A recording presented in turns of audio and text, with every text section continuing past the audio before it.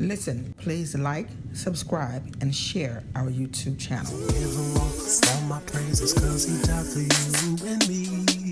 Bringing awareness to domestic violence. You don't want to miss it, so tune in every Tuesday night at 7 p.m. on Facebook. Let's talk. And that's why I keep praising him, cause Let's talk. he's so amazing, yes, he's amazing. Give him all my praises, cause he died for you and me. Got some bad news today. I need you all praying with us and for us. My extended family. One of my previous guests, two of my previous guests, Melody Smalls and Marcella Swain, lost their mother today. And they are family to us. Aunt Blanche literally has known me all of my life. So I need y'all to keep them lifted. If you don't mind in your prayers, they're having a really rough time. If you've ever lost your mother or your father, and I've lost both, you would understand the journey. So keep them lifted in your prayers, that God will comfort them during this time. So I got home early today, had to get my mind together for the show tonight, but we're going to move forward with it anyway, because there's a testimony that needs to be heard. So be praying with us, for us, that God is going to move on tonight. How y'all doing? In spite of, I am excited about tonight. I'm excited about what God is doing. So, I know some of you saw my post earlier in the week where my guest was going to be a returning guest. But he called me a few hours ago, and he had an emergency in Augusta. So he asked if I could reschedule his interview. And of course, I said yes. But I had my sister booked for another day. Actually, I had her booked for next month. So I text her, and I'm like, are you available to come on tonight? Let's do a switch out. You know, I can bring you on tonight. And she was like, absolutely. So I am honored tonight. For those of you that have been listening to our radio talk show, myself and two of my sisters have a radio talk show on Women's Inspirational Radio Station. And the show is called Sisters, and it's about healing and mending our family. So tonight, bringing my younger sister on with me tonight is a part of that healing and that mending that's taken place in our family through the radio talk show. But I'm honored to have her here tonight because a year ago we were not in this place where we were talking or speaking or loving up on each other or being sisters. So you guys just don't understand, this is a milestone for us. This is an honor for me to be able to bring my little sister on my show, so that she could share her journey and her testimony with you all. She has a powerful journey. She's an author of a book called, and I hope I'm not getting it wrong, From Suicide to God's Side. She is now an evangelist, and she is my biological sister. We don't look anything alike. Most times we don't act alike. But both parents, both mother and father, same mother and father. And I'm honored to have her come in with me tonight. She's a little loud, all that good stuff. And I'm not. I'm the soft-spoken, nice one. You know what I mean? But this is an honor to have her come on with me tonight and share her journey. Angie, if you're in the house, send me a request to add you in. This is my younger sister, not the baby, but the younger. She's a year younger than me. Angela Goodman. Angela Goodman-Foxworth. Oh, I'm bringing her in now um, to hang out with her a while. Yeah, I'm talking about people behind their back, in their face. I heard you. You was on here. I had saw your name and everything, so I knew you was on here. Mm.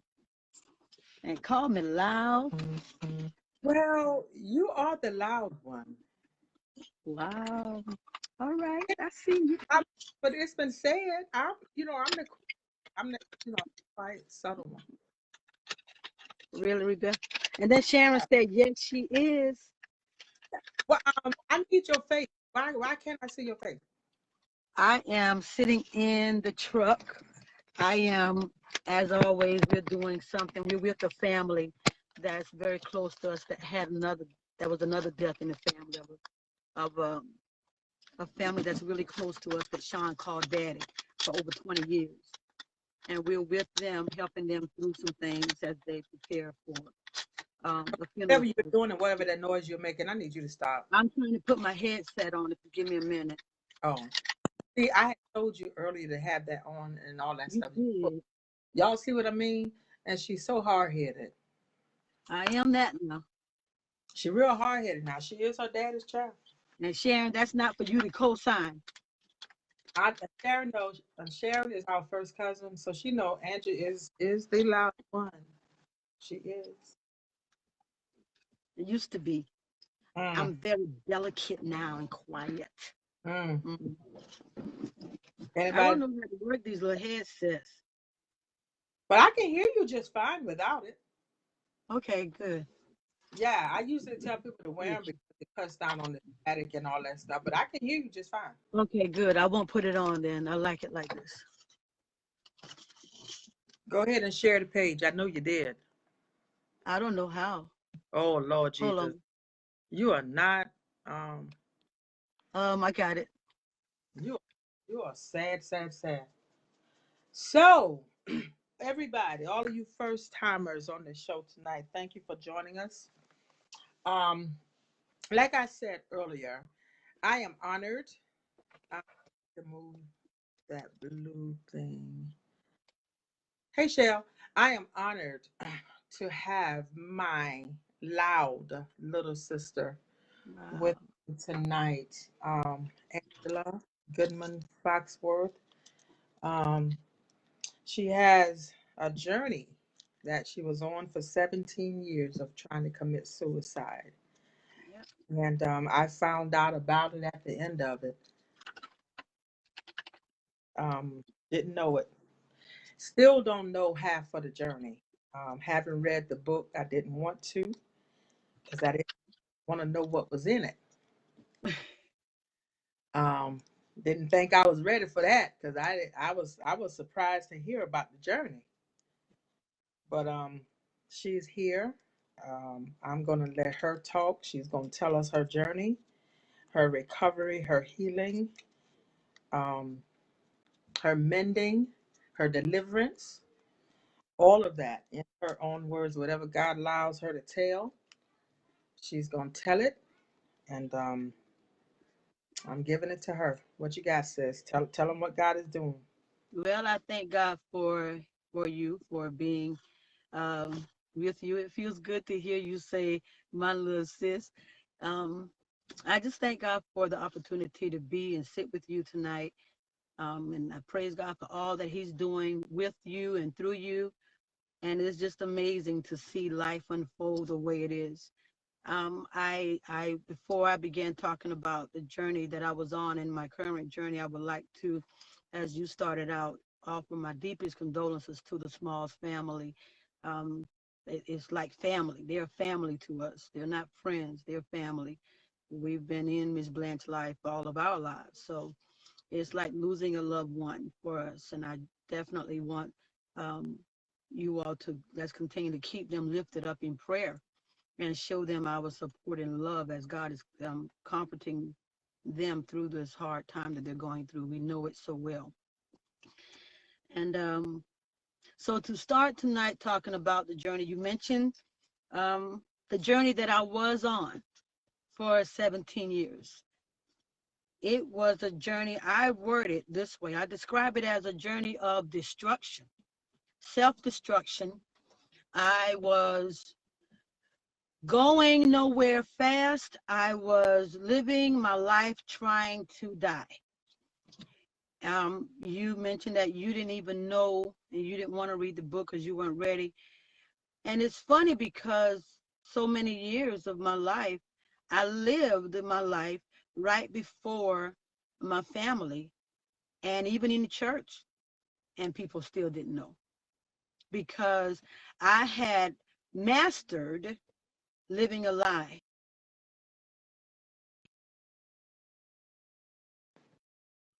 As you all, many of you know, because many of you are family members, and Rebecca, as you do know, I got married at a very early age. I got pregnant in my senior year of high school, so I got married 2 weeks after high school because we were pregnant. And I wasn't a grown woman when I got married the first time. I was a young girl who had a lot of issues, including self-esteem, low self-esteem, and different things going on. So within the first 4 years of marriage, because I had Tanisha at 18, my first, and I had my fifth child, Tiffany, at the age of 22. I wasn't even 23 when I had Tiffany. So I had my children really fast, 5 kids back to back. And I was in the church. I had gotten saved right after Tanisha was born. I was in a church where the word was taught, Pentecostal, and I loved the Lord with all that I knew. And I was living for him all that I knew. And life began to happen. 5 kids, back to backs, doorsteps, toddlers, in a marriage where we did not get married because of love, and we were really together because I found out that his pastor told him, since he had me pregnant, might as well marry her. And my dad had told me, you might as well get married if he asks you. And we just did what others told us. So it really wasn't a marriage that should have been, you know, and we didn't know anything about being married. So as life began to happen, um, I got angry with God because things began to happen in my marriage that that dictated to me that I was married, but my husband wasn't. And I was a young girl. I didn't know any better. And because we were in the church raising our children, and everybody seemed to love my husband then, my children's father, and the fact that we were a young couple in the church, I felt like, okay, well, he's a good man. Everybody loves him, so it must be something wrong with me. And from that, listening to what I found out later in life, listening to that voice, the voice of the enemy that spoke against what God said about me, I began to believe that if I used to write it down all the time, I still have the books that I wrote in. I began to write down if I was pretty enough, if I was really, really skinny. So I began to say, well, if I had a shape, I used to always wanted to be built like you, Rebecca. So if I was built like you and was fine, then I wouldn't have these problems. All the problems that were in my marriage were because of me. As that's what I told myself. So I began to hate myself. And as life continued to happen and I began to experience hurt, I began to get angry with God and tell God, I don't need you anymore. I don't trust you anymore. All I want you to do is take care of my kids. I got this because you don't care about me. So I got me. Well, I don't know if y'all know it or not, but you don't got you. None of us got ourselves. We can't have ourselves. Without God in our lives, without having that God factor in our lives, we really just merely existing. And I didn't know how to make the word of God work in my life. I had memorized a lot of scriptures. I was teaching Sunday school and I was raising my children in church, but I didn't know how to make that word work for me. So I just turned against myself. And then the enemy began to tell me, you know what, if you were not here, your kids would be better off. Because then your husband could marry a pretty woman and your kids would be happy. And I began to believe that. So 1995, the first time I attempted suicide, I went to the drugstore, I bought a bunch of pills. I went to my friend Munchie's house and got pills out of her medicine cabinet. I went home, went in the bathroom, took a bunch of pills, and I stopped to the store first and bought a 4-pack of that daiquiri, strawberry daiquiri. And I went to the bathroom and I took a bunch of pills and I drank the daiquiris. And I waited in the bathroom to die. Now, mind you, my children were right across the hall in their room in the bed. And my then husband, because we were going through a rough marriage patch. By this time, it was over. By this time, I was done because so many things had happened that I was done. But we set our children down prior to me attempting suicide. We set our children down and had a talk with them around year 11 and told them that we were going to, no, let me back up. This was 95 before we set them down. I was just done, but we weren't, the marriage wasn't done. We hadn't had that discussion yet. And when he found me in the bathroom and saw what I had done, he said, if you try to kill yourself again, I'm going to tell your kids.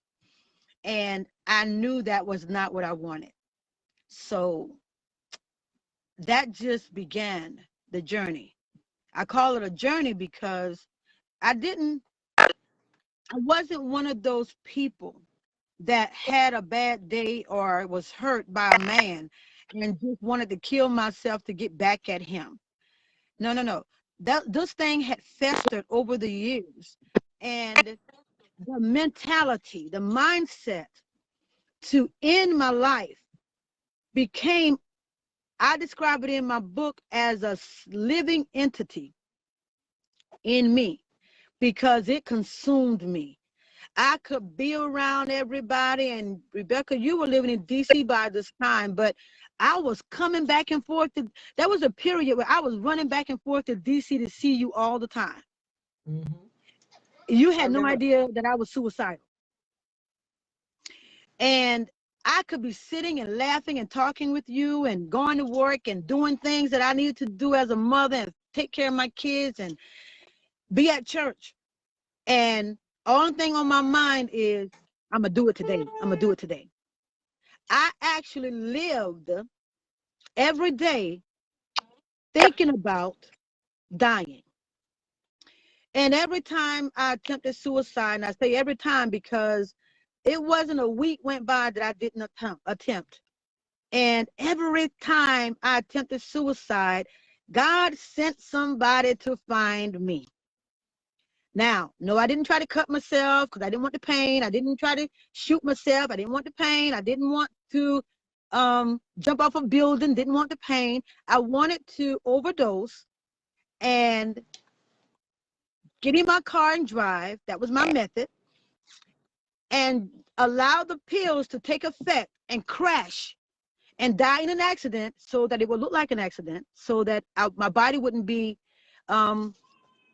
what you call it when they do your bodies, autopsy, so that my children could get the insurance because I kept insurance on me. So I began to live every day thinking of ways to end it. How can I get away today? I always carried a purse, never allowed anybody in my purses, and I kept the bottom of my purses filled with pills. Everybody's house who I went to, I would go to their bathroom. I never used bathrooms in public. People didn't know that. I don't know why they let me in their bathrooms, but I would go in their bathrooms for the sole fact of taking pills. So I was ODing on pills.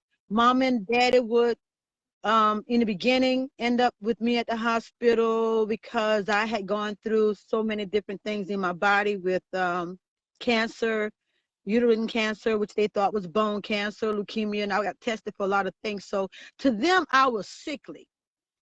They didn't know that all the times I was ending up in the hospital were because I was overdosing trying to kill myself, not because I was sickly and just took too much medicine by accident. So my family didn't know. My children didn't know. And I didn't have anybody close enough to me as a friend that I confided in. This was a journey that I took, and it was a self-destructive journey. And the more I tried to kill myself and the more people would find me, the madder I would get, the angrier I got with God. The more I stepped away from him, the further I got away from him.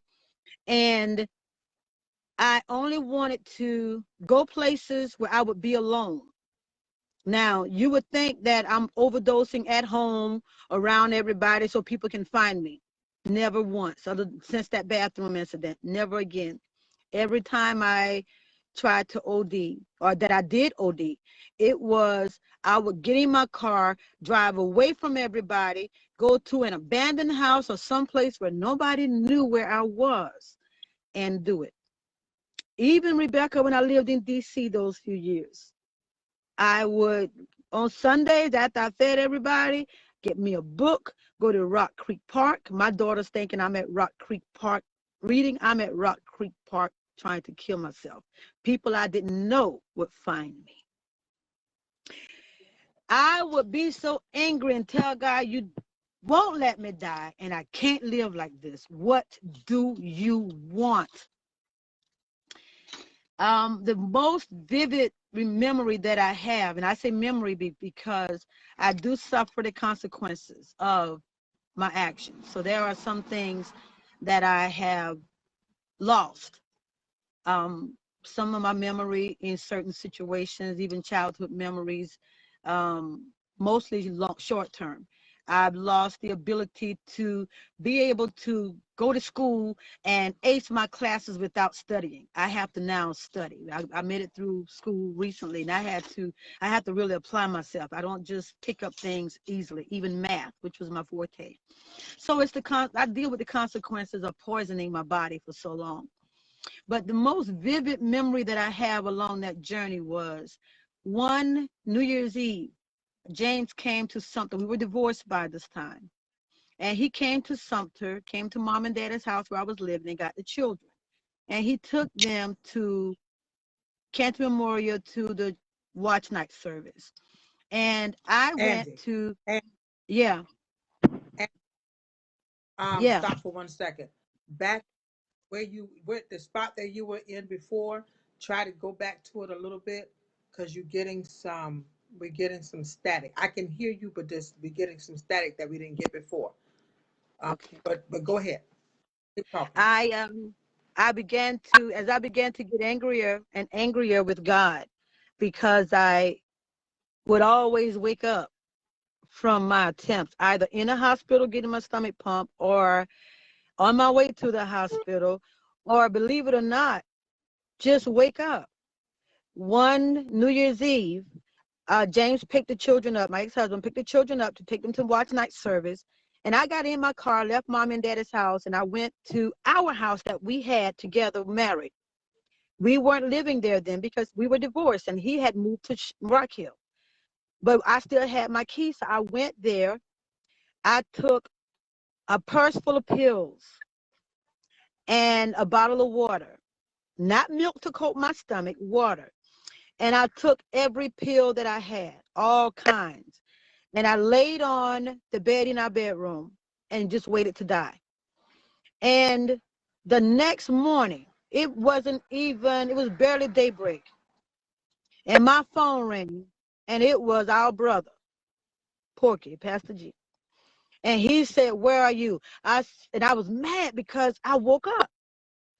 I should have been dead. And I said, "Why?" He said, "I want to know where you are right now. I know you're doing something. Get to me right now." And I just got mad. And that's when I said, "God, what do you want?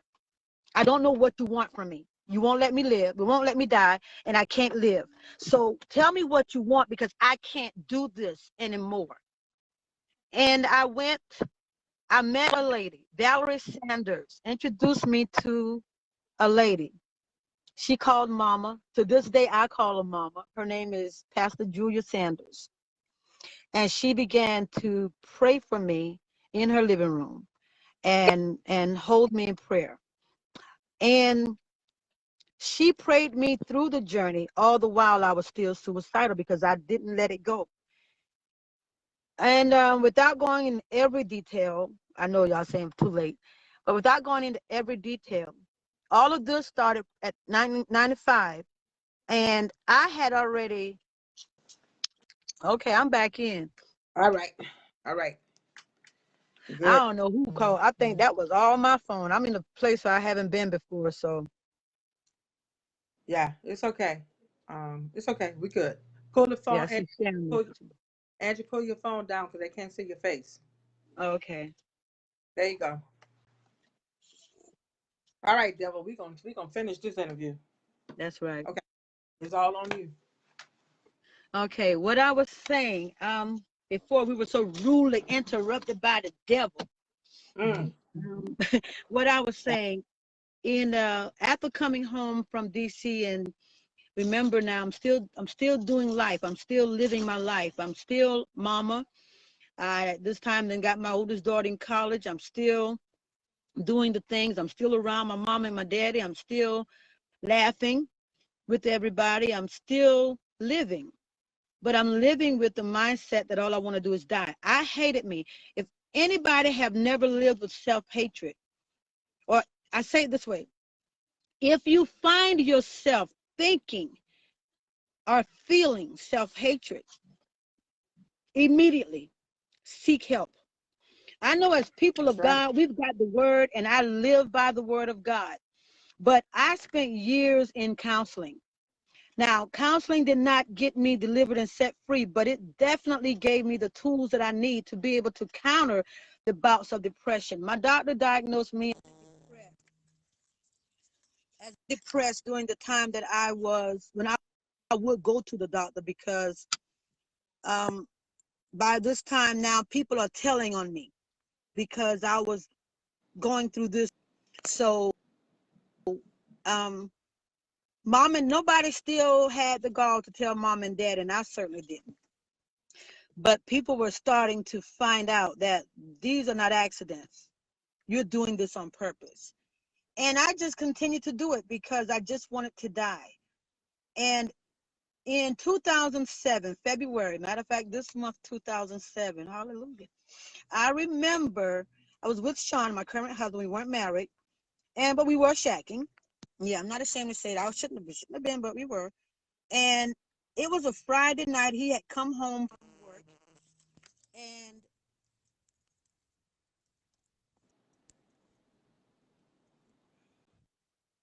sorry, somebody was trying to call me.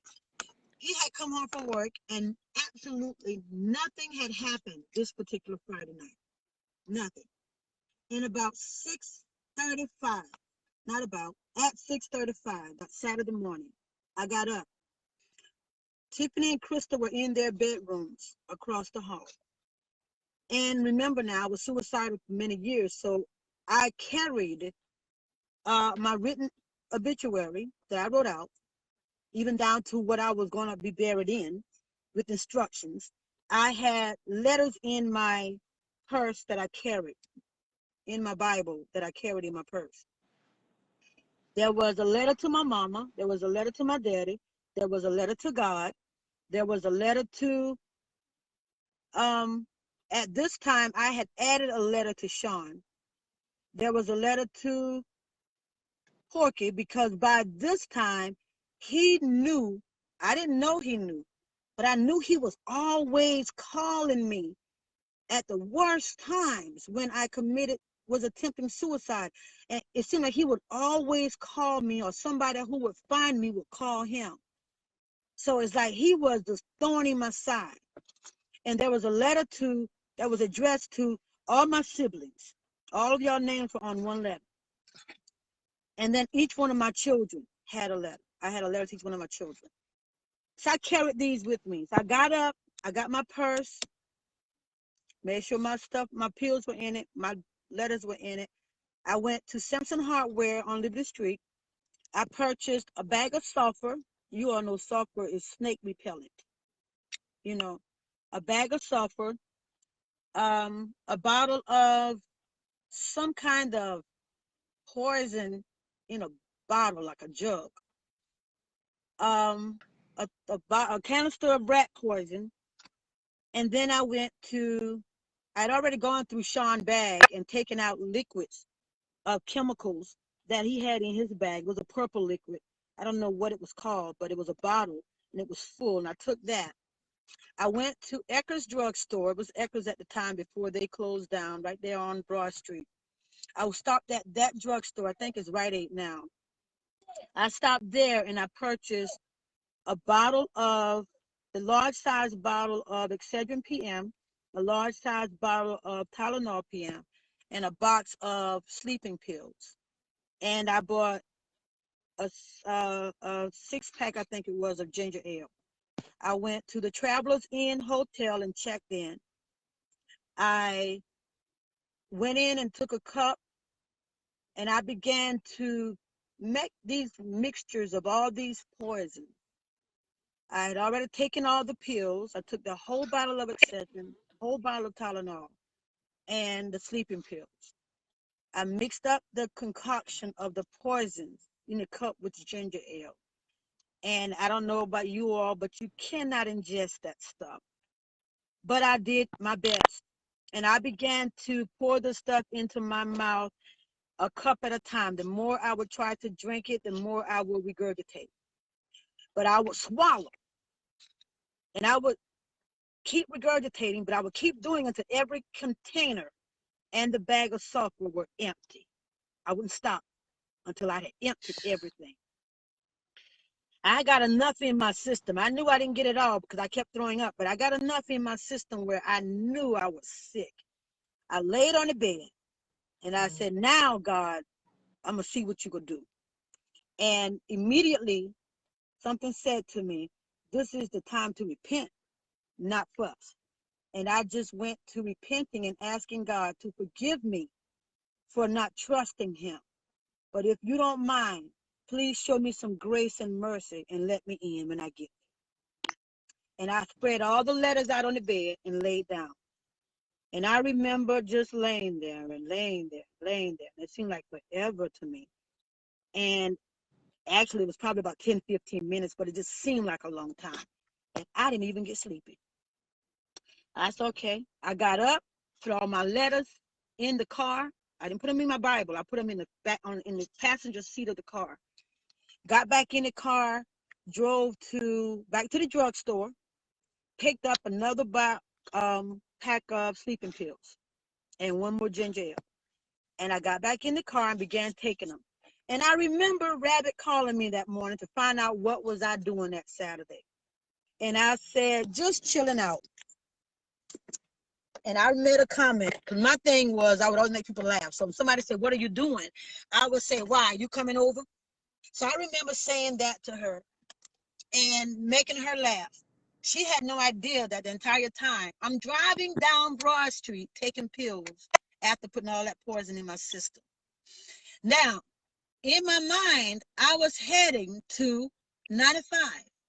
I was going to go to 95 because by the time all this stuff kicks in and I pass out, a big truck will come along and crash into me and kill me, and nobody would know it because of the poison.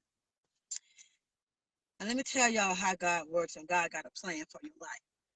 And I'm going to say this without crying, because I've gotten used to sharing my journey to save somebody else's life. In my mind, I'm driving in 95. I'm on Broad Street. And I remember approaching the intersection where the Walgreens is right there, the Piggly Wiggly and the Walgreens. I don't know how, I know how, it was God. But in my mind, I'm driving to 95, but I ended up in the bowling alley parking lot. Now, this is God, because I don't remember turning into the bowling alley parking lot. And not only did I turn into the parking lot, but I drove all the way to the front door and pulled into like a parking space in the very front of the door. I think it was a parking space. I never cut my car off because I passed out then. I don't remember going there, but that's where I passed out. And the story that I got was there was a white lady came out bowling with her family. I don't know what time it is, but it was morning. I don't know who bowls in the morning, but it was still Saturday morning. She was bowling with her family. She came out to go to her car for something and found me slumped over the steering wheel in the car. Ran back inside screaming for help. And it tell me there's this white man that came out of the bowling alley, and he was a doctor. And he bust through the window and got me out, put the car in park, got me out, and said to them, call 911, she has OD'd. He looked at me and could tell I had OD'd. And from what I was told, he rode in the ambulance with me. And you all know they stopped people from riding the ambulance with sick people a long time. I don't know if during this time they had stopped or not, but I know he wasn't a family member and they allowed him to ride in the ambulance with me. En route to Toomey, I died. They told me my heart stopped. I stopped breathing. The EMT worker said I died and backed up away from me, gave me up. They had already cut the light off, the siren off. Hold on. From what the doctor told me, Angie, that doctor. Angie, hold on a minute. Huh? Hold on a minute. You're going to have to give me a minute on this. Can y'all hear me? Yeah, we can hear you. I just need you, y'all, a minute. Because this stuff, I'm really trying my best, y'all, to keep my composure and be a good. I'm Now that's a great ending to the story. Okay. Now that doctor did not stop working on me. They said when the EMT worker backed away from me and said I was dead, that doctor began working on me and wouldn't stop. By the time I got back to Toomey, I had a pulse. I have yet to meet him. My doctor that worked on me in the hospital, that pumped my stomach, that came to me and said, you died because your body absorbed all the poison you put into it. But an angel found you, and because of him, you're here. Now, I woke up I was at Salem, a member of Salem.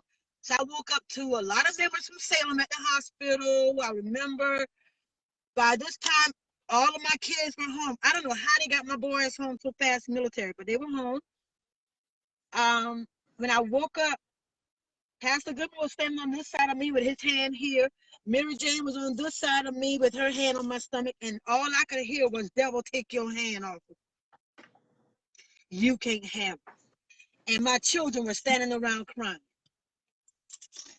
So I remember the doctor saying to me, we're not going to institutionalize you because you have such a strong support system.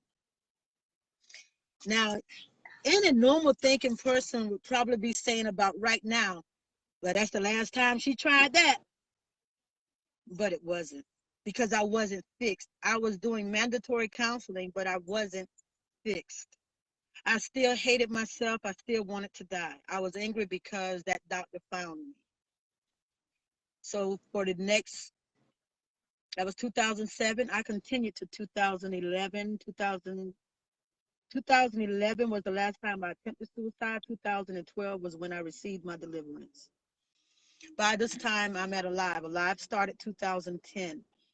And I remember Pastor Goodman, Porky Goodman, our brother, called me and said to me one Friday, I'm going to do what God told me to do now, and I'm leaving he named the ministry he was in, and I'm starting my own ministry. I said, tell me when and where, we're there.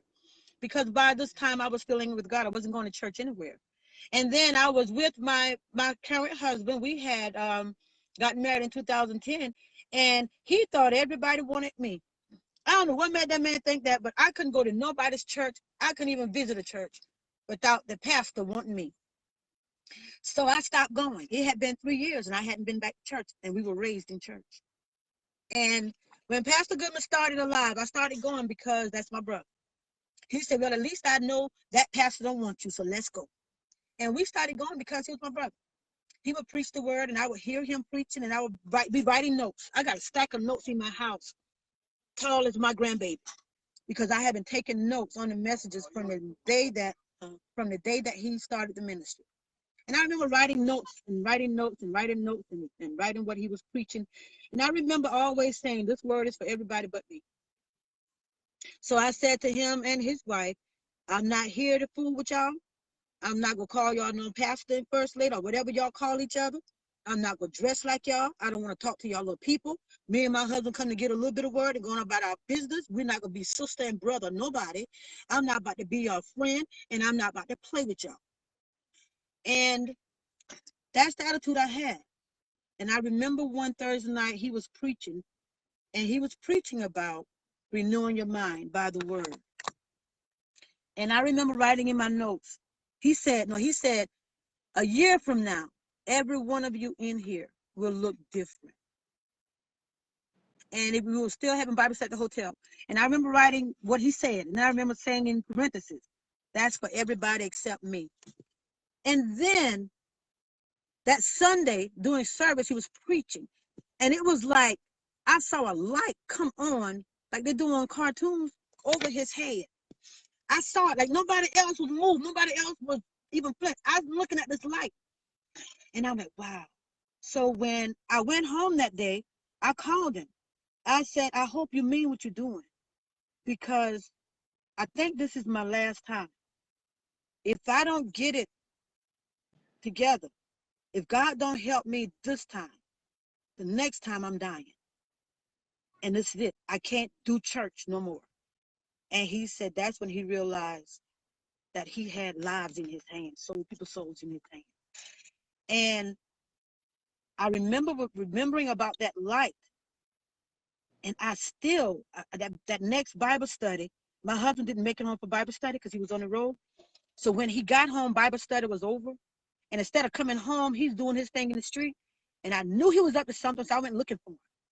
And forget Bible study. When I found him, and we chasing each other, I'm chasing him along the streets or something. I'm on 2 wheels, and I'm running the truck down, and we fighting. Let me tell y'all something. It was then that I called the pastor, because I called him. I wanted him to beat Sean up. Not the pastor, my brother. I want you to come beat him up. And he came to minister to us. And I said, I don't want to hear that mess, because I'm not here for that. I need you as my brother to put your hands on him, or you can go somewhere too. And he started saying things to me like, I dare you to call him your man of God. Now, I'm still broke. Oh man, the devil is busy. Oh my God. Y'all, oh my God. I got to hear this. She's in some area, y'all. So her reception is going in and out. Oh my goodness. Y'all, I know my facial expression is probably looking real crazy, but I'm hearing um this stuff, almost all of it, for the first time. I knew about some of it, um but most of what she's saying, I'm hearing it for the first time. And I'm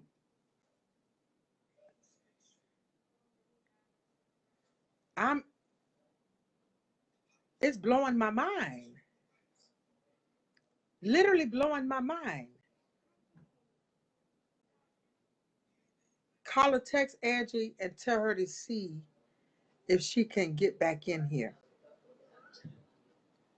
Yeah, it is Pastor Sonia. I'm literally sitting here. The devil, the enemy don't want this thing to finish, because she's helping there's somebody that's been on this live that's been contemplating suicide, and they need to hear the rest of this testimony. That somebody, the enemy, is trying to convince you to take your life. Call or text Angie and tell her to try to come on back in here. Yeah, this and for those of you who don't know, she is my sister. I mean, my biological sister.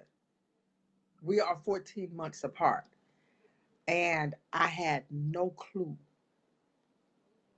of most of what she's saying that she went through. Um,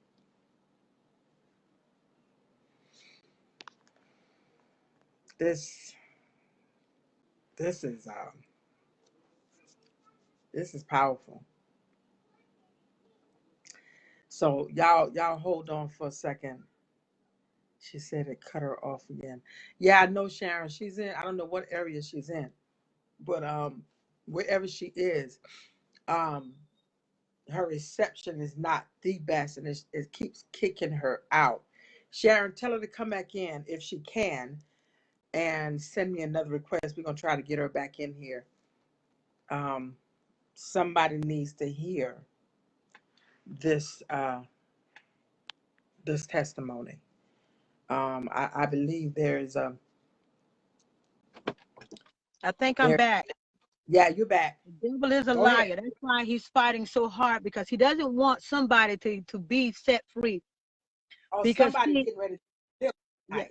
because you see, all of that is the journey, right? But the end of the story is where the victory lies. Because though I continued to attempt suicide, even after being in church and hearing the word explained in a way where I could actually understand it and apply it, my mindset, the strongholds in my mind were still there, so I still was not set free. In 2011, okay, now mom and daddy are alive, and this is what happened in 2011. It was a Bible study, and a lady walked in that nobody knew, and she sat at the back of the church, and pastor was preaching about forgiveness, because during this time I had began sharing with people about unforgiveness being like a cancer, because I had not forgiven myself, my ex-husband, or nobody else who did me wrong. I was holding so much stuff in. And I turned around and looked at this lady. And in the middle of pastor preaching, I stood up and I told him she was suicidal. And I began to minister to her and shared my story of being suicidal, but I was in the place to become delivered. And my mom and daddy both turned around at the same time, because I sat right behind them, and said, "Suicidal who?" And I said, "Me." They didn't know. And they didn't know the extent of it. Mama died without knowing the extent of it. Daddy didn't know the extent of it until he read my book. He was the first one to read the proof copy when it came to the house. But in 2011, I attempted again. Now, by this time, I had been in Bible study with Pastor G at least a year, April 2011. And when I attempted suicide this time, I woke up to find my husband standing on one side and Pastor G on the other side, and my kids standing around me. And Pastor G said, "The devil can't have you. Now it's time for you to take a hold of the word and live." And he looked at my husband and my kids and said, "Let's go." And they all walked out. Now, this time, when they put me in the hospital to my room, they admitted me to a room where I had a guard, a young lady who sat with suicidal patients in my room, watching everything I do. I could not be alone. I couldn't do anything. Every time I used the bathroom, she had to sit in the bathroom door with a chair looking at me. Humiliating. Nobody came to see me. Mom and Dad didn't know. My kids, my boys were home. My kids knew. Sean was crying because he couldn't understand. People who try to hurt themselves got to be crazy. So he didn't understand none of this. But nobody came to see me. So I'm saying, I'm going to show them when I get out. But when I got out, that's when the pastor started ministering to me and my husband's marriage, counseling us on the marriage. And what ended up happening was he started saying things to me like, I dare you to start calling him your man of God. Because I was like, okay, God, maybe if I can get one area of my life right. Because remember now, by this time, I'm still suicidal. And my girls, I didn't call them Tanisha, Crystal, and Tiffany. For years, they weren't called by their names. They were called that B word by me. And the more I hurt them when I would call them names and say things to them, and they would cry and tell me I hurt them, I would tell them, get over it. Because I'm one. I had you. I know what y'all are. Because I hated myself so much, I didn't know how to really show love to my children. I'll be honest with you. That's another story, because my relationship with my kids as a mother didn't get healed until after I got delivered. We didn't have a relationship, a mother-daughter relationship, until after I got delivered. Yeah, and it may have been 5 years now that we have really gotten to the root of things and had a real relationship. All this time, I thought I was a good mom. But when I got out the hospital that time, and I began in between taking pills and still trying to kill myself. Even when I had the shop, I'm at the shop trying to take pills and kill myself. I'm boarding myself in, parking the car in the back behind the dumpster, so nobody knows I'm there, taking pills. And every time you turn around, I'm waking up. So one day I was at the shop. Crystal came over. Now I'm working on my marriage by this time and calling my husband a man of God, but still couldn't see me as a woman of God. Still not loving me and thinking he don't want me either, so I might as well just leave, right? And one Friday, Crystal came to the shop, and we were just sitting there laughing and talking. Sean wasn't working. We were all just laughing and talking, had already made flowers and just chilling. And I said, I'll be right back. I got in the car, and the enemy said, this is it. Do it. And I went down 15 South, almost to Bishopville, pulled over the side of the road, and took a bunch of pills. Sean understood the habit by this time that when I didn't answer his calls or his text messages, I'm doing something. So when I wouldn't answer his calls, he told Crystal, your mama trying to hurt herself again. And they were calling me left and right. And after a while, I answered one. I was saying bye, and they were crying and saying, please, just come back to the shop. So I said, okay. So by this time, I'm feeling sleepy and feel like I'm passing out. So I knew, okay, I can go ahead and drive now, because now I won't make it. And I made it from 15 South to Manning Avenue Bridge and still hadn't passed out. But as I'm going over the bridge, I began passing out. And I got the story that I was driving on the incoming traffic side, coming over the bridge. And by the time I was coming off the bridge, I was out. And the car, I knew it was God, coasted all the way to the shop. And when Sean and Crystal got me, I believe I ended up in the middle of the road, not the shop yard. And he jumped in and took me straight to the hospital.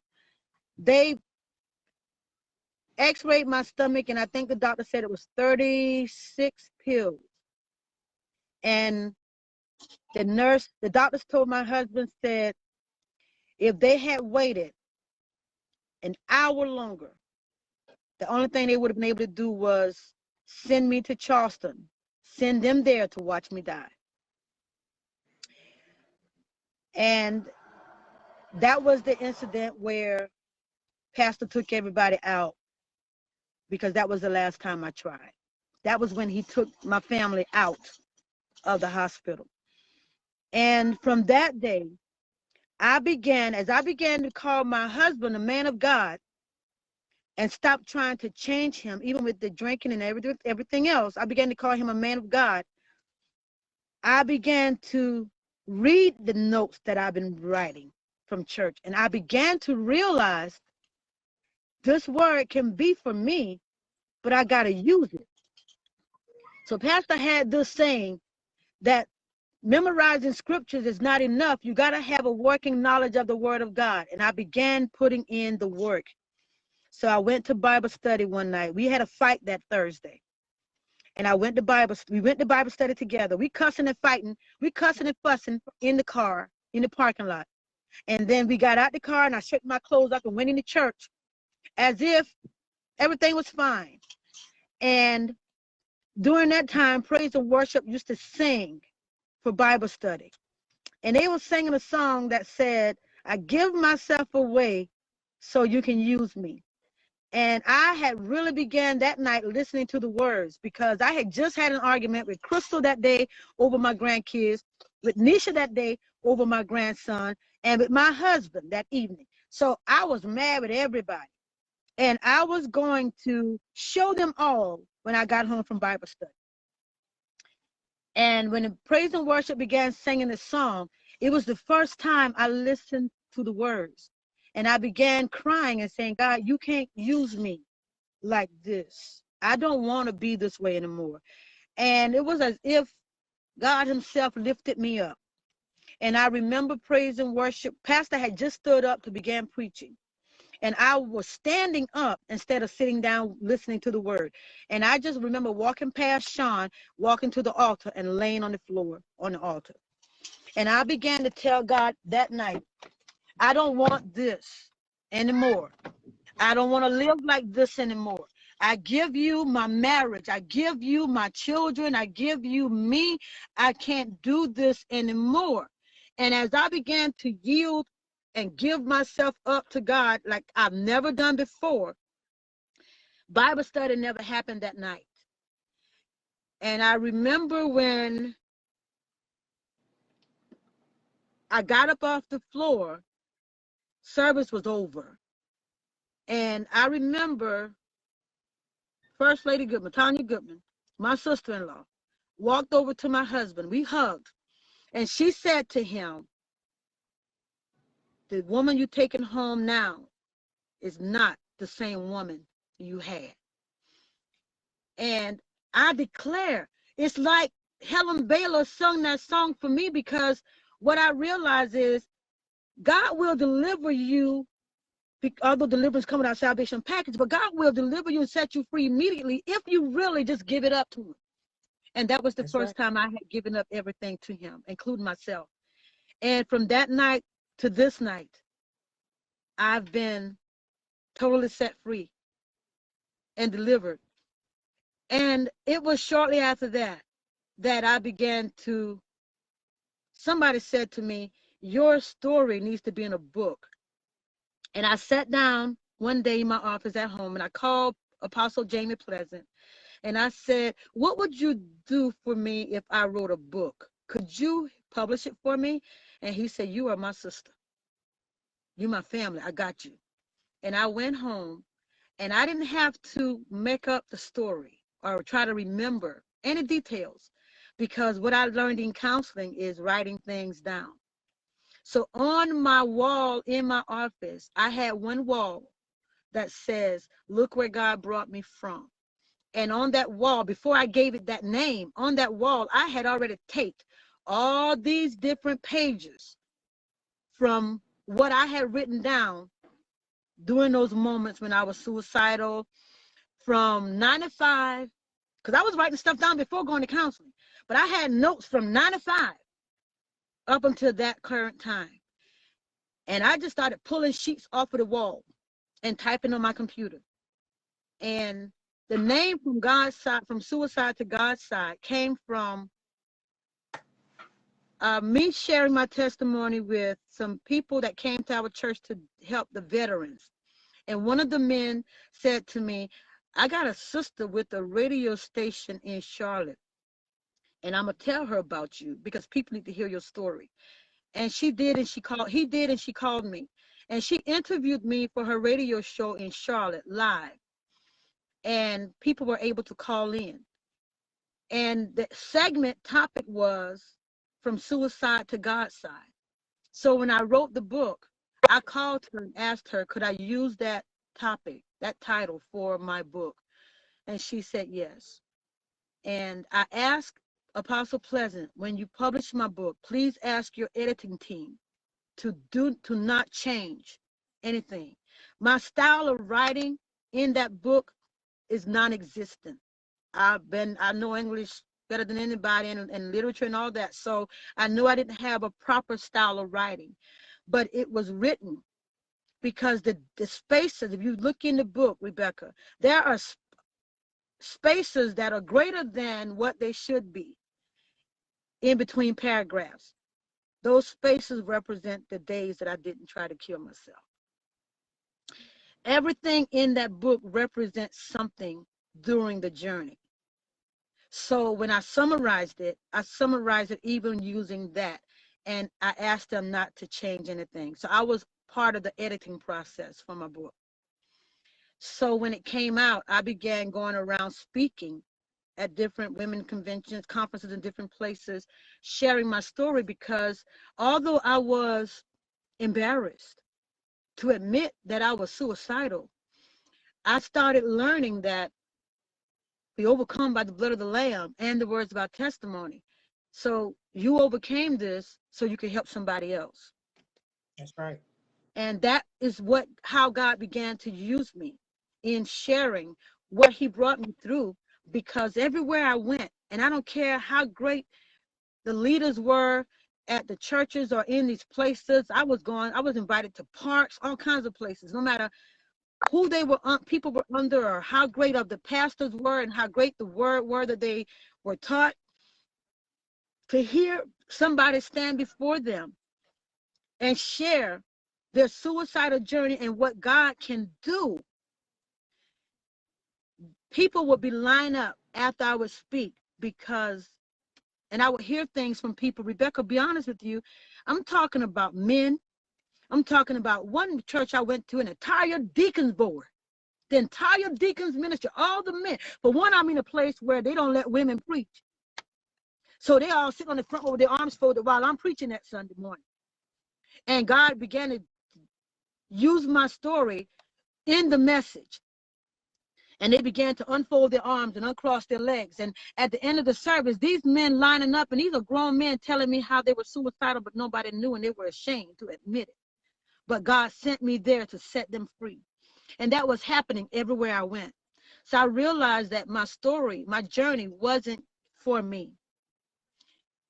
But I had to get to the place where I understood how to use the word and would allow my story to be heard, so that somebody could know that even though you're in church all your life, even though you say amen to the word and you are there, you can still be bound. And if you don't know how to use the word and understand how to break those strongholds, the enemy will take you out sitting right up in church, even with a title, even with a degree, even with money, even with whatever. He doesn't care about us.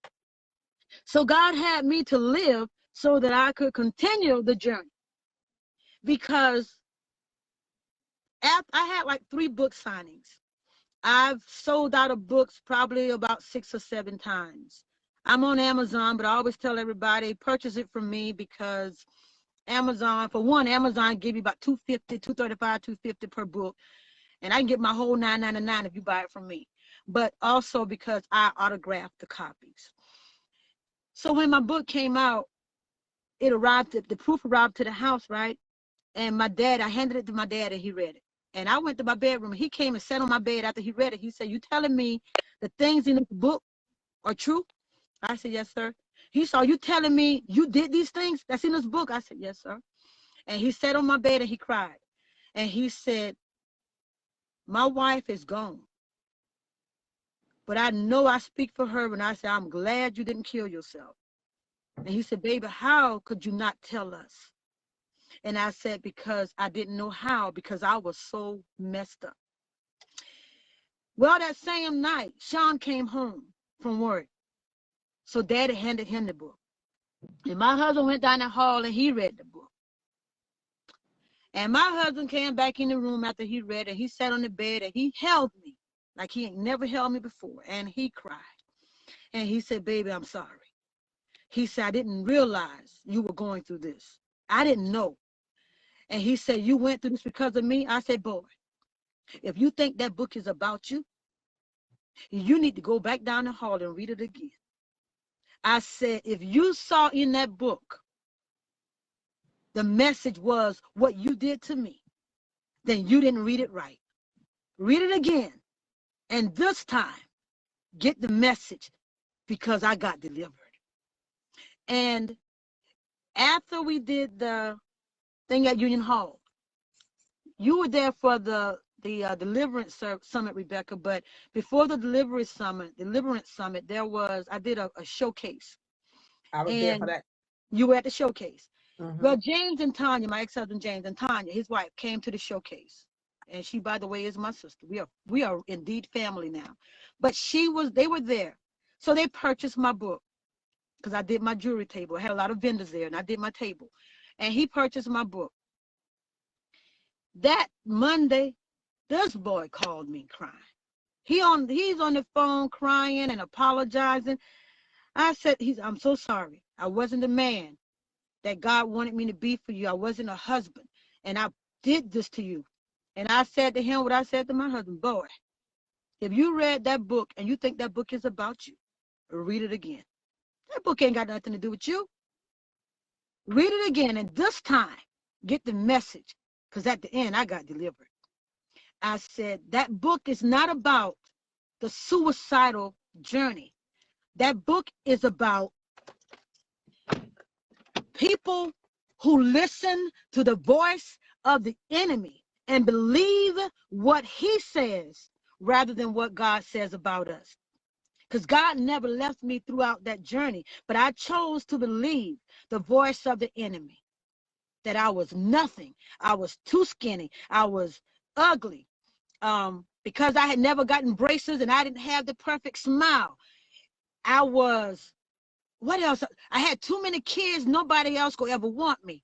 I was too stupid to finish college, which I have, by the way, by now already. Not me now, but then I hadn't. The enemy had told me so many things that made me unlovable and unwanted, and I believed every single word. So when I internalized the hurt, the hatred, I didn't get mad at people who hurt me. I got mad at me, because if I wasn't so skinny, so ugly, so this, so that, it wouldn't have happened. And I'll be honest with you, Rebecca, and this is not to make you cry. During this journey, when I felt this self-hatred, I would always say, if I looked like Rebecca, if I could sing like Rebecca, if I had Rebecca's smile, if I could walk like Rebecca, I wouldn't have to go through this. You are the one that you have the physical, everything that I believed, I think since childhood, what the epitome of a beautiful woman. So I always wanted to look like you. You said it in the introduction when you were bringing me on, that we are biological sisters, but we look nothing alike. And there was a time when that would have made me cry, because I wanted nothing more than to look like you.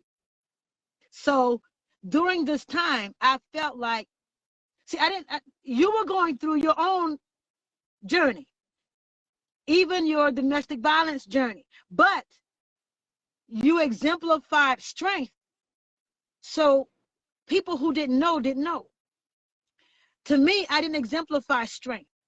I exemplified a lie. I learned how to live a lie. I learned how to put on the smile. I learned how to fake it and look like I had it going on. I learned how to walk with my head up and strutting, trying to strut like mama when I was messed up inside. And I'm strutting on the way to buying pills. So to this day, the physical consequences that I deal with are, I don't have lining in my stomach at all. So I can't even take certain over-the-counter medications because there's no lining in my stomach. all of that was destroyed with the poison. So there are certain things that I deal with that I don't have a problem because I wear them now as a badge of honor. I don't mind studying a little bit harder to pass classes rather than acing them without even trying, because it's a reminder to me that what God did then, there ain't nothing I can go through now that he won't bring me through. So the journey is a journey of victory, because life will happen. Life will happen to every single one of us as long as we keep living. But the moral of this story is, don't let your circumstances, don't let somebody else's opinions of you, don't allow even your own mind when the enemy begins to whisper in your ear. Don't let anything that contradicts what the word of God says get rooted in you and believe it. Change your mindset immediately and put the word on it, because the same God that brought me through all of that is the same God that's keeping me now.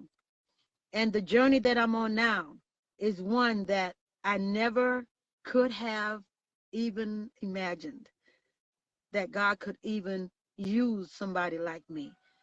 But he's doing amazing things in my life and with my life. So I praise him every day, because I am nothing but a woman of God. And I don't believe nothing but the word of God. And then he put some cherry on the top of the ice cream of my deliverance. And that is, he put me on another journey with my sisters, where even the brokenness that we experienced individually and in the household together and as adults, where we didn't have relationships, the journey of healing now with my sisters is the link, the missing link in my life after receiving my deliverance was the relationships with my sisters. And now God has given me that. So he just loved me so much. He just gave me everything. So I really feel now like I have everything, so thank you for letting me share that journey. The next book will be out. I'm trying to get it out by the end of this year. I'm thinking it's called Life After Suicide, because people are always asking me when I go places to speak, how do you maintain your deliverance? Don't things still happen? I said, man, life still happens. Some things still happen that look familiar, that used to cause me to want to take pills. And then I used to take pills when nothing happened. I said, but I maintained by staying in the word and applying the word. So God told me the second book that I wrote was my tell-all book called Once Was Blind. And I told Apostle Pleasant, I'm not ready to release that. I cried the whole time writing it. It's my truth, my whole truth, and nothing but the truth. And I wasn't ready to release it. And before releasing, God told me that I needed to write a book to show people how to live delivered after you receive your deliverance, how to stay free. So it's about staying free. And that book is completed. So actually the four books are completed. The other three, I have one already out, and the other three are already completed. So one, Life After Suicide will be released. I'm planning to have it released by the end of this year, or before the end of this year. And then the other two will come later. So thank you for letting me share that.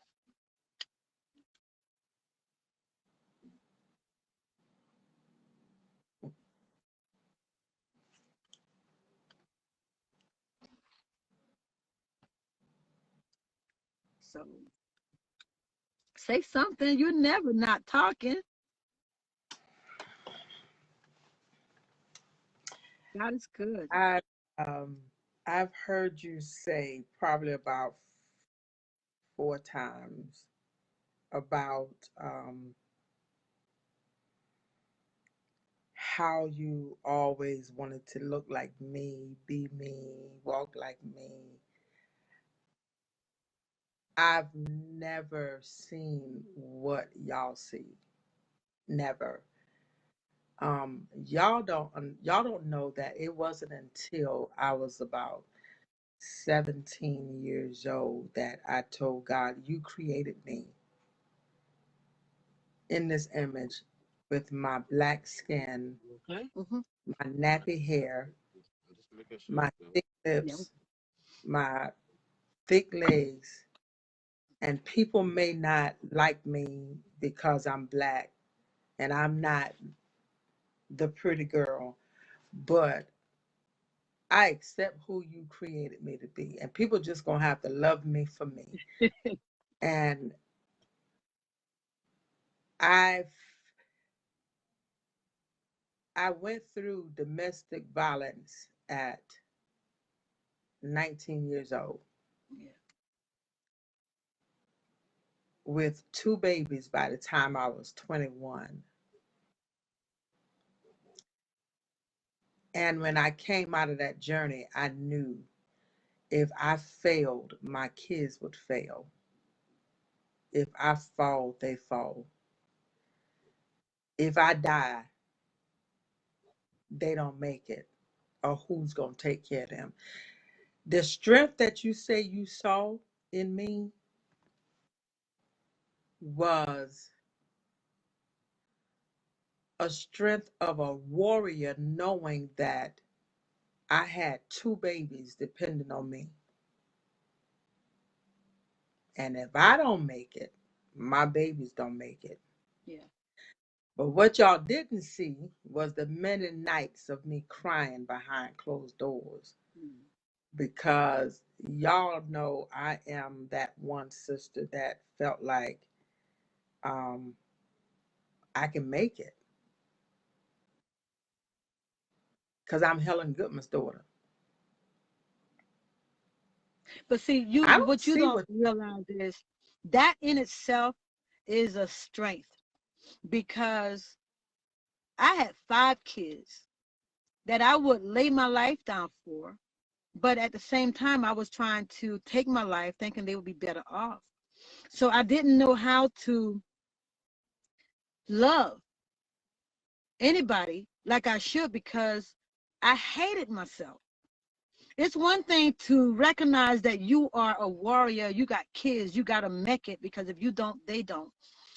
I didn't even have the wherewithal to think that. My thinking was, what I had believed was, they would have been better off without me. But get this, if I had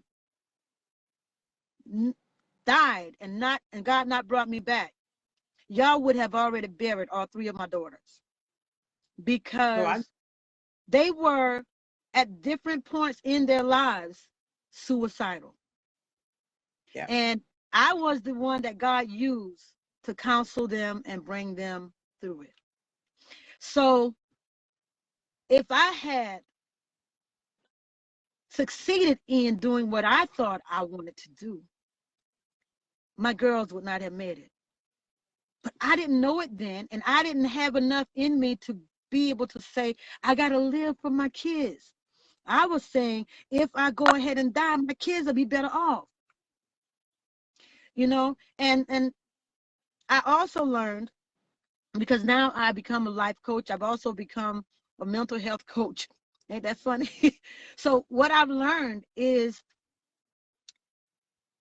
there's a difference in trying to hurt yourself and actually being depressed and sad and then being suicidal. So God has given me this sixth sense where I'm able to recognize when people are suicidal. And sometimes he'll turn that thing on when I'm someplace and I'm taking care of business. And he'll have me go to somebody. And I'll start ministering to them and talking to them and telling them about them being suicidal, and they'll confess. And God will use me then to be able to share with them. And I tell everybody, my book is not a how-to book. You don't read that book to figure out how to succeed in doing it. Read the whole book, get the message at the end. Stop listening to the voice of the enemy. So when you say how you got through it is by recognizing the warrior within, you say that like it's a little thing. When I hear that, I hear inside, wow. She knew even then. You know what I'm saying? All So I knew there is a is strength. what I all knew then was that I had to make it out of that situation. And once I got out, all I knew then was I got two babies dependent on me. And if I allow this man and the situation that I was in kill me or destroy me, then my babies fall. Yeah. That's all I that drove me for years after, even after moving here.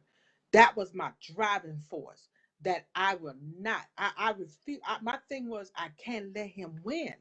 I can't let him destroy my world and my girl's world. Yeah. I was, I was struggling inside, but I stayed, that thing stayed in my mind. I can't let him win. And then I got here and I got linked up with this word church, Yeah. and began to just really get into the word and the understanding of the word. And that made me fight even the harder. Yeah. I never saw what you guys saw. I never understood why you, the very first time I heard you say that, that threw me for a loop, because I'm like, why would she want to look like me, be Rebecca, me, I've been saying that walk? all in high school. I've been saying that to you and your friends that's in high school. Um, all the little grand gang of boys that used to hang around and hang out at the house on the patio, and you were friends with everybody, and everybody loved. I was Rebecca Goodman little sister. Yeah, that Rebecca little cute sister, but look, uh-uh. I was like, man, I want to look like Rebecca. And I just always saw in you, well, you were my big sister. And because we were the closest in age, Rabbit and Mary Jane were much older. So we were closest in age. And we were different as night and day. I was an introvert back then. You were outgoing, you were talented, you were bold, and you were beautiful. You were I always told everybody, Mama, the prettiest child Mama got is Rebecca. And I just wanted to look like you. Always. You know, I told you before, I used to try to bargain with God when I was little. God, if you let me look like Rebecca when I wake up, I promise I'll like people. I'll like everybody. And I used to try to tell him things I'm gonna do if you just let me wake up looking like Rebecca. That would be my prayer while I'm on my knees saying my prayers. That's what I would say too. You know, it sounds funny, but I've always seen in you that quality that I wanted to exemplify. You know, I was timid my whole life. I had low self-esteem before I knew what low self-esteem was. So I learned to live covering up things. And then when we got married, we were forced to get married. I got married at such a young age. I mean, I had several scholarships. I wanted to go to school. I had plans for myself. Um, so when I got married and began a family and had all these children, I when I had all my kids, I didn't even like children. I didn't like kids back then. I didn't think, well, why would anybody want to have a bunch of kids? And then I had a bunch of them, and then I began to love. Okay, that's mine. They're not doll babies; they're real. You know, so it's just I grew up. I had to grow up and become a mama when I was really still a little girl and hadn't really learned how to be an adult because I got married before I was an adult. I wasn't an adult when I got married, and I wasn't ready for life. I wasn't. So when life happened to me, I didn't know what to do. I figured it was my fault. I didn't even want nobody to know I was we were getting a divorce. I used to beg Jane not to tell nobody because I'm gonna look like a failure. You I felt know? failure. I felt like a failure for many years. Yeah. When I first started telling my journey on Facebook, my domestic violence journey, I remember the night I was sitting in my bedroom, and God put in my spirit, and God told me to go on Facebook and tell this part of your journey. And I was like, God, I can't tell people that, because not a lot of people knew that I had been through domestic violence, and I was embarrassed still by it. And it was many years after I'd been out of the journey, but when I told it, all these people started commenting, and family and friends started saying, I've been there. I'm a domestic violence survivor. And I was like, oh wow. Oh, okay, God. And that just went from that day to periodically God would tell me to tell this part of your journey. And that into Warrior She. I didn't want anybody to know what I had Right. been. I just I just decided um I was not gonna let that man win. I wasn't gonna let him. He had done enough damage in my life. Um when I was in that domestic violence journey. He had done damage to me and to my girls. And I just made up my mind that Helen Goodman came out of me, that I'm not gonna let this man destroy my life. And that brought up the fight and the warrior in me, that I'm gonna make it, I'm gonna survive. Yeah. He's not gonna have the last say in my life, in my girl's life. That's all that was. I just got mad and decided that you're not gonna have the last say in my life. Yeah. And I And decided to fight. that's it. So I That's just all. thank God for the journey, mine and yours, because I believe this is cliche, I know, and because it's not in the Bible, but I believe it, that God gives his toughest battles to his strongest soldiers. Yeah, He knew what we could take and then come out on the winning side and stand for him. And if sharing my story, even the embarrassing parts, means somebody is helped, somebody says, I can go one more day, somebody says, hey, God, you did it for her, you can do it for me, then what I went through is not in vain. that's right. That's right. I thank God for that, and for even for your journey, although we couldn't appreciate it when we are going through it. But like I said, and I say it again, you got to read the whole book, because at the end, I'm delivered. So read the whole book, because at the end, you saw me then, but in the end, I'm warrior she. So that's how I look at it now, and I just thank God because he knew what I could take. He knew how much I could take, and even when I was trying to destroy myself, he had hands on me, and he said, not so. And the enemy is defeated in every way. So he can't have none of Hella Goodman daughters. He might just go through and sit down. Not one. So I thank you again for letting me be on your show. I thank your audience, how you call it, my peoples, how y'all doing? I thank you all for being with us and allowing me to share my story with you all. And I pray that something I said, um, even if it's just the message that um, you can't lose when you got God in your life, if you just trust him and yield everything to him. Um, I thank you all for letting me be with y'all tonight and share my story. I, I'm smiling because I'm a victor. And yeah, the enemy thought he had me, but he lost me. He should have killed me when he had the chance, because he can't stop me now. So my yeah. saying now Because is, now, I look in the mirror every day now. I like what I see, but when I look in the mirror, I finally see what God sees in me, and now I'm unstoppable. So that's my motto now that I say every day. I somebody finally see. somebody see Yeah. this video, or watching this video. Um, when God gave me this warrior she, I was like, God, ain't nobody gonna understand and know what that is. God gave Really? it to me probably 3 years ago. I was like, God, ain't nobody gonna know what that is. People not gonna understand that. Yeah. Warrior. I'm convinced. Um, when I researched that thing, Yeah. there's a warrior in all of us. Yeah. Exactly.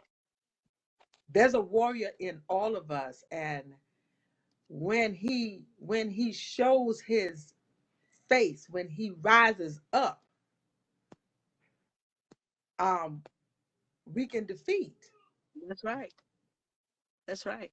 I done And I done battled domestic violence and I won.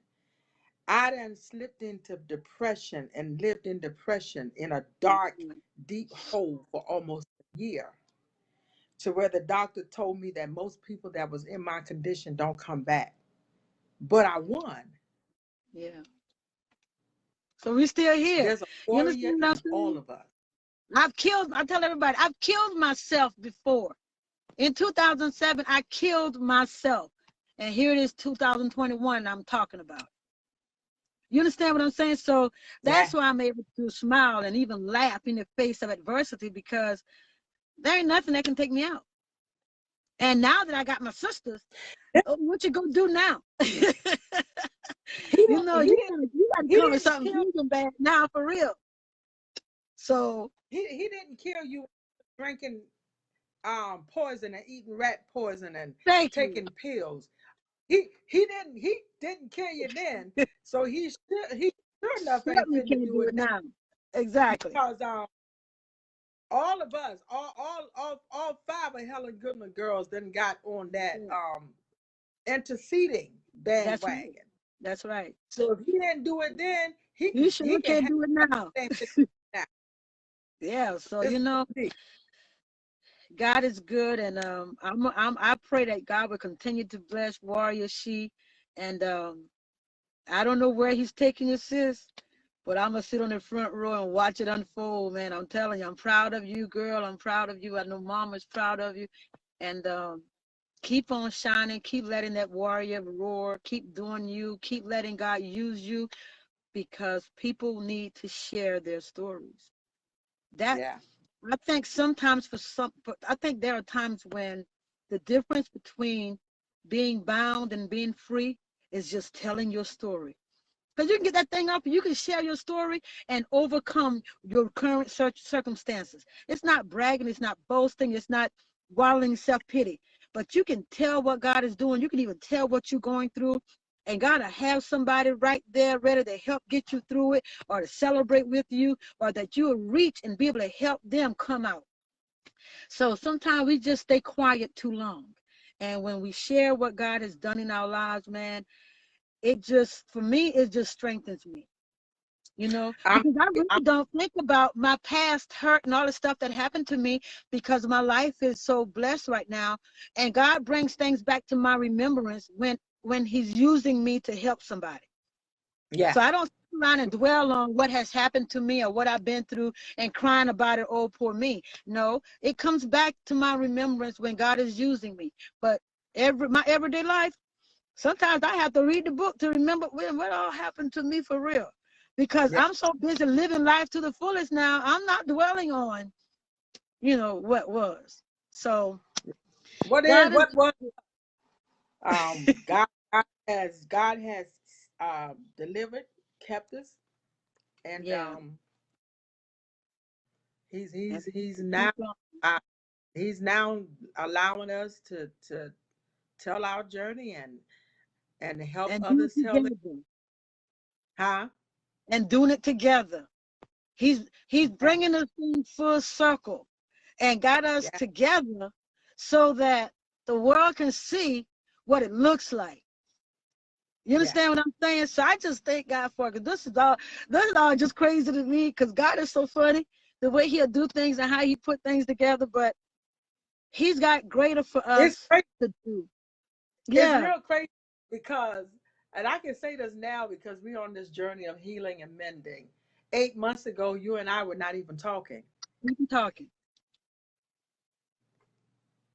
That's Yeah, crazy. That this whole I just love to watch God move and watch God do that's things in right. the story. But you know what's beautiful about it? When God fix it, it's It's fit. fixed. So we don't even have to get in the way. We don't have to try to make up nothing, try to fake nothing. God is doing it. Yeah, Yeah. please, I'm gonna call. So when God is doing it, it's fixed, man. I love Him. I love Him. I love you. I love all my sisters, and I love all of y'all who have listened to this share tonight for me and my sister. I thank God for each and every one of you. Um, I wouldn't want to be anyplace else right now tonight but with you all. So thank you for having me. I'm finna go around some people now, so y'all ain't gonna be able to hear me. So I'm getting ready. Yeah. Well, thank you much. Love. Love you. All right. Y'all be safe. All right. Wow. Okay. I don't know what time it is, guys, but I thank y'all for hanging in there with us. I needed her to tell that journey. I'm sitting here smiling after all that I've heard, because God is amazing. Uh, God is truly amazing. Yeah, we are, Dolores. Um, we are survivors through Christ. Dolores Singleton is one of my warrior she women. She is a domestic violence survivor. I see several of my warrior she's on here who I know of, and I know that a lot of you are probably on here or watch this segment throughout the night that have survived um, domestic violence, cancer, depression, um, whatever. You are my warrior she.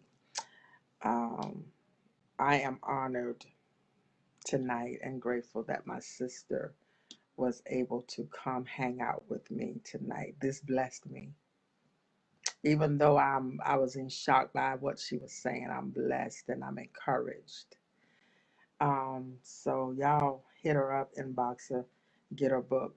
Um, Stay focused for her next book, because when that comes out, I'm gonna bring her back so she can tell us about it, and how we can get it. For you newcomers that have this is your first time, October the 2nd, Warrior She is presenting our first ever purple and pink masquerade ball. It is a black tie event. Um, we're going to come together and we're going to celebrate our warrior she's, domestic violence survivors, breast cancer, cancer survivors, October the 2nd in Sumter, South Carolina. So if you're in the surrounding areas, I'm going to have more information coming out soon. Um, I see Melissa saying I survived. Melissa is one of my warrior she women. Melissa actually survived domestic violence and breast cancer. Um, so she is a warrior she. But we are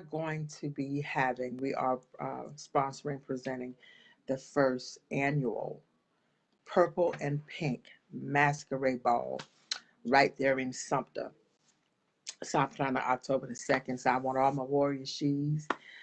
Get your gowns, get your man the tux and all that stuff. We're gonna have some live entertainments. I got a female comedian coming. I got someone that's gonna come sing us a couple of songs. Then we got an amazing DJ. We're gonna have amazing caterer coming out of Atlanta, Georgia. We're gonna have a couple of testimonials, and some representation from the city of Sumter. Gonna come out with us in October, and we're gonna do this thing up big. Um, we're gonna have this purple and pink masquerade ball. So you guys tell your friends about it, spread the word, let them know it's coming. The ticket prices is coming out real soon. How you can purchase your ticket. So go ahead and get your gowns. You can tell your man to get the tux, get your mask. We're gonna still be doing some social distancing during that time anyway. So we're gonna make sure everybody's safe. But it's gonna be amazing. So y'all share the video, tell your friends about it. We coming back next Tuesday. Got another amazing. Next Tuesday night, my guest that's coming, she is a friend of mine. We worked together about 3 or 4 years ago. We worked together and we remained really close friends. I call her my little sister. She is actually the nurse that administers Madam Vice President Kamala Harris's first vaccine dose that she took some weeks back. And since she administered this dose at United Medical Center, which is a hospital here in the DMV, which is where Patricia works, she has now gone famous. She is now, she is like, she was an instant sensation. She's famous now. Um, so she is going to come on next Tuesday night, and she's going to talk about her experience in giving Vice President Kamala her first vaccine dose. And she's going to talk to us about the vaccine itself and the effects, the myths that we've been hearing in the news and everything about the vaccine and how it's affecting the Black community not taking the vaccine. So she is a nurse. She's in a director's position at United Medical Hospital. I think, yeah, she is in a director's position. Beautiful soul. She's my sister. She's my friend. Miss Patricia Cumming is going to be on with me next Tuesday night, which is also my birthday week. So she's going to hang out with me Tuesday while we do a little birthday celebration, a little virtual thing. I want to share my birthday and spend it with you guys. My birthday is actually on the 12th, but my shows are on Tuesday night. So I'm going to celebrate my birthday next Tuesday with you guys, hanging out with me, loving up on me. I want to spend that time with y'all. So tell your friends. Next Tuesday night we're gonna hear about my sister with her experience with Kamala Harris, the vice president. And get ready. Bring your horns, your hats, everything. We're gonna celebrate my birthday next Tuesday night. Is that all right? So y'all come back, hang out with us, okay? Um, Thank you guys. Thank you for joining in with us tonight. All of you first timers, I appreciate you. Come on back every Tuesday night. We're here at 7 o'clock. So until next Tuesday night, y'all tell somebody who can tell somebody who will tell somebody. Next Tuesday night at 7 p.m. Let's talk. Y'all have a good night.